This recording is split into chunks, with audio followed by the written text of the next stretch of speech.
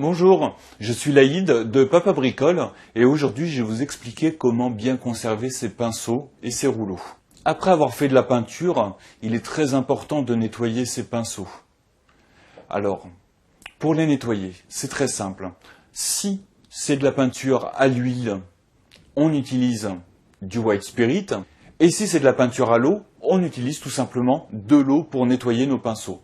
Et pour ça, pour faire beaucoup plus simple, le mieux, c'est de laisser tremper vos pinceaux utilisés, soit dans du White Spirit, soit dans de l'eau. En laissant bien tremper, vous laissez passer une nuit, vous remuez bien, vous faites bien imprégner le liquide, donc White Spirit si c'est de la peinture à l'huile et de l'eau si c'est de la peinture à l'eau.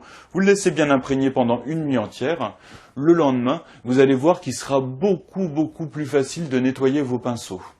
Donc après une nuit de trempage, notre pinceau est bien imbibé, il sera beaucoup plus facile à nettoyer. Si tout ne s'est pas retiré comme là, vous pouvez aller dans le lavabo et nettoyer votre pinceau et le frotter contre le lavabo et le frotter à la main, tout s'enlèvera. N'oubliez surtout pas, une fois que vous avez retiré toute la peinture de votre pinceau, de bien le sécher.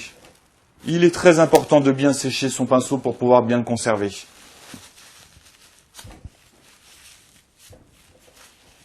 C'est très important, j'insiste bien sur le séchage.